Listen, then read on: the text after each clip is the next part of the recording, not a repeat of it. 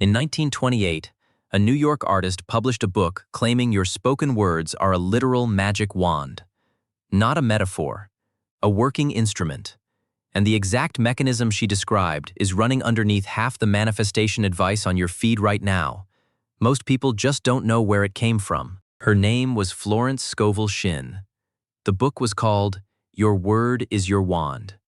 And if you've ever seen that phrase on a quote graphic without knowing where it's from, today you get the actual mechanism behind it. This isn't going to be a story about her.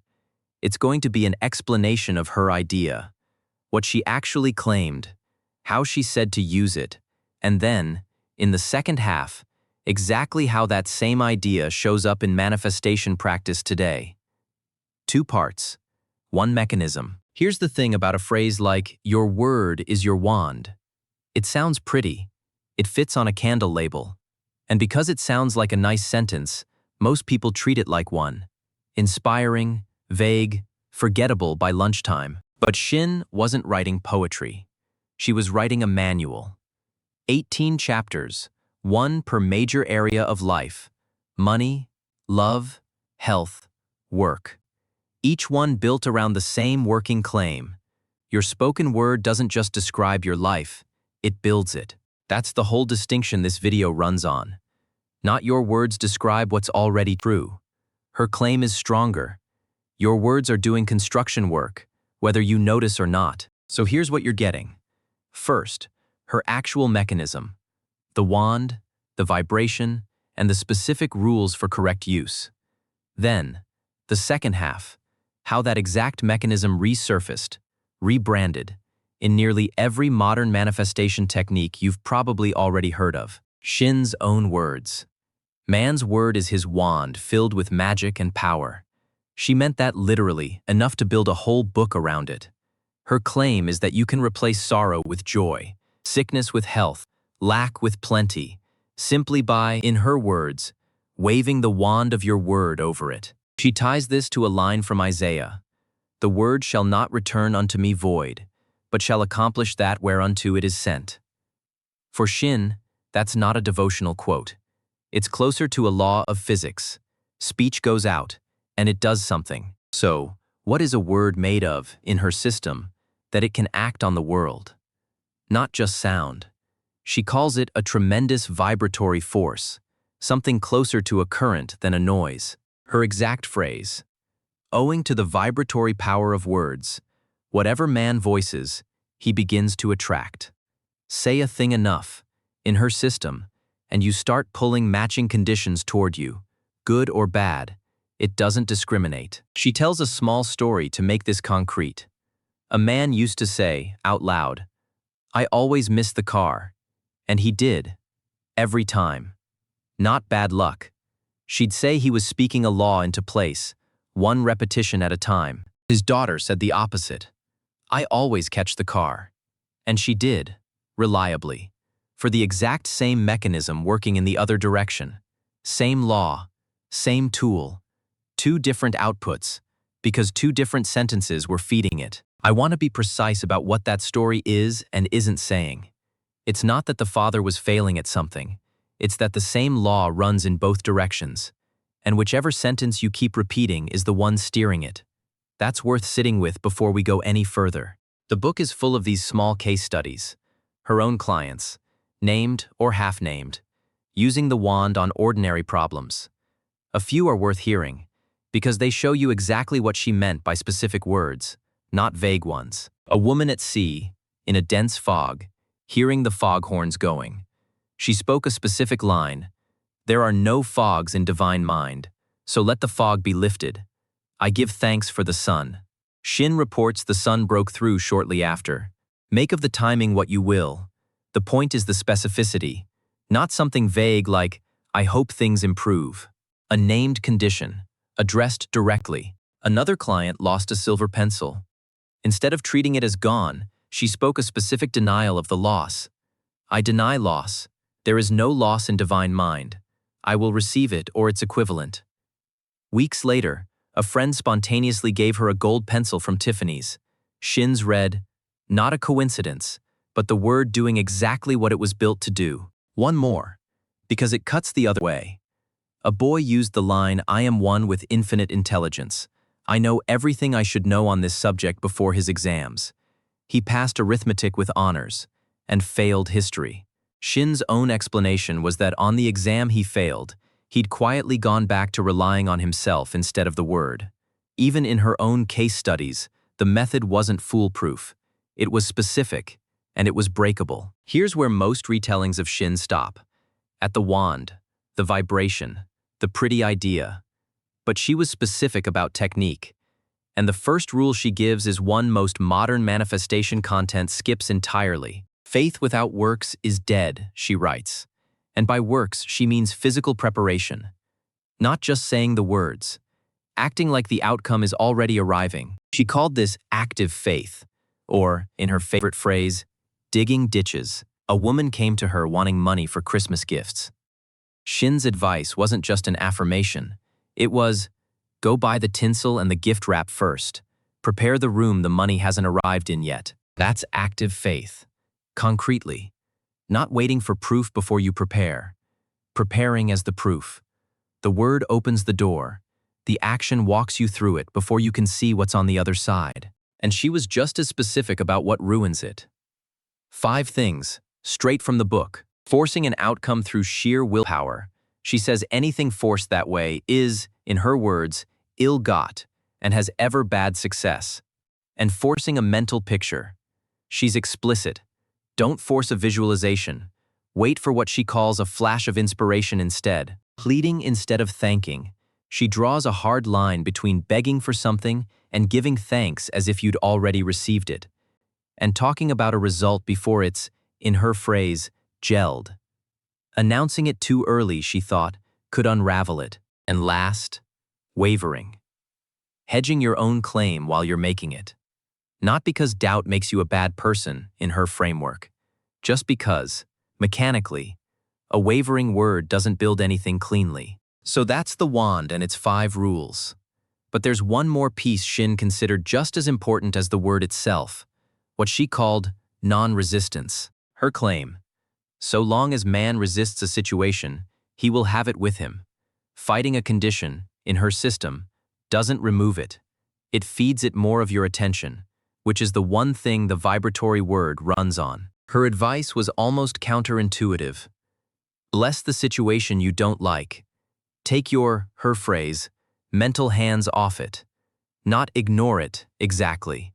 Stop feeding it the specific attention that, by her own mechanism, is what gives any spoken or dwelt upon thing its force. Keep that in your back pocket.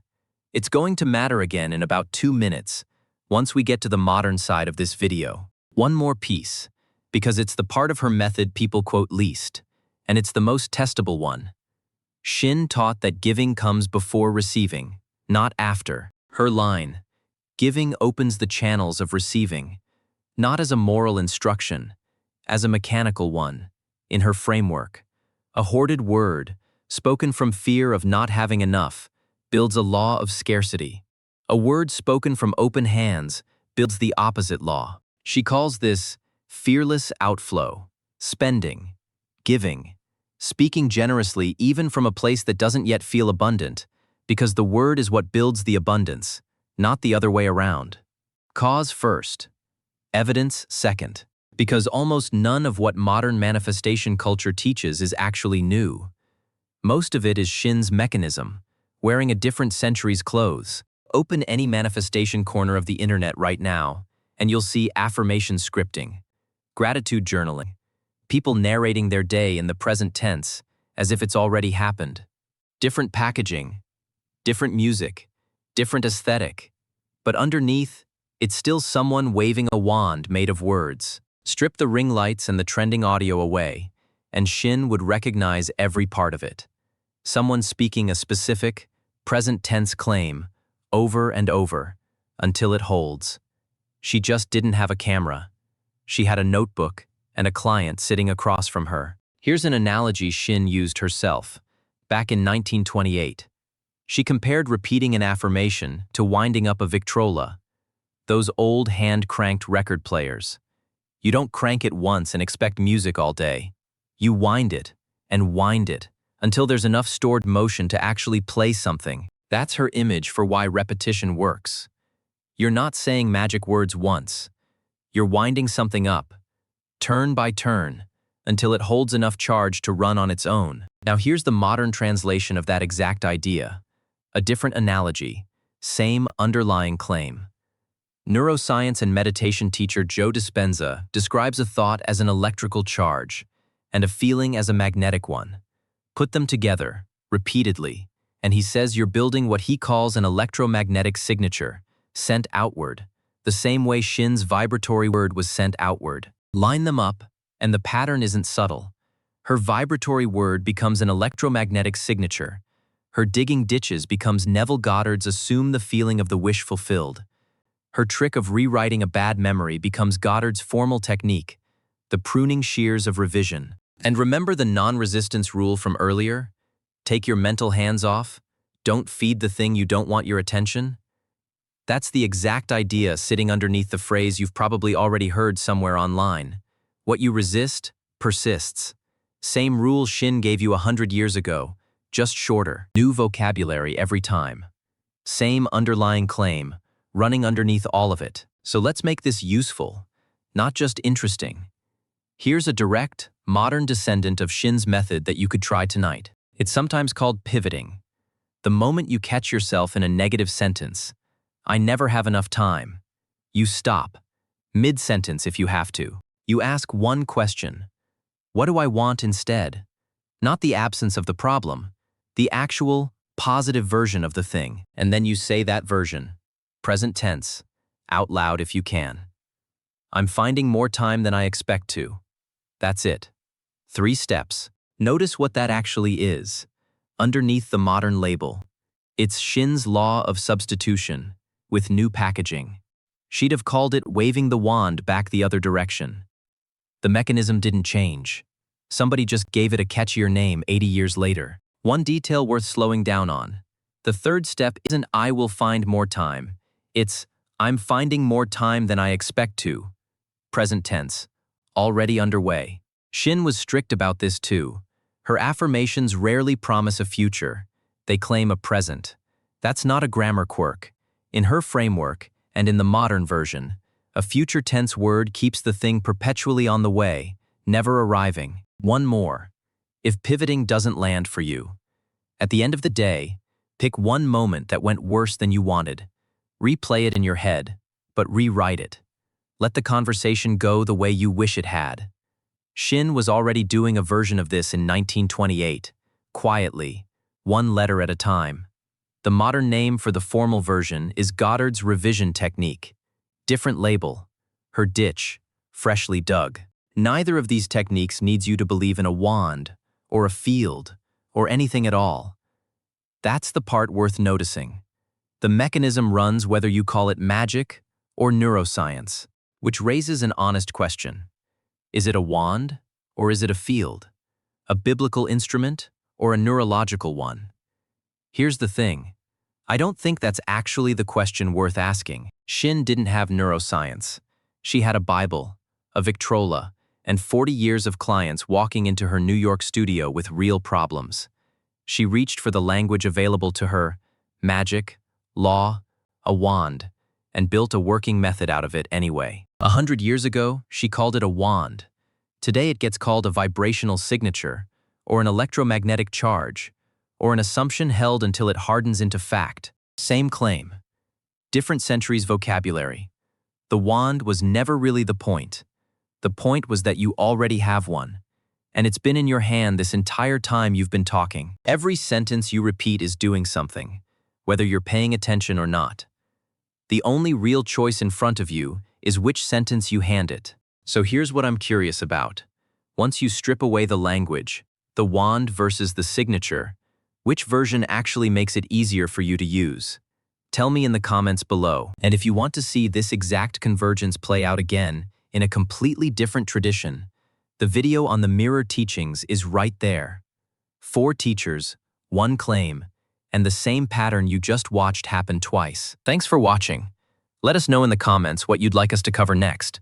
And check out our website, thedeepsynthesis.com, where we go deeper on every topic, plus a free convergence map waiting for you.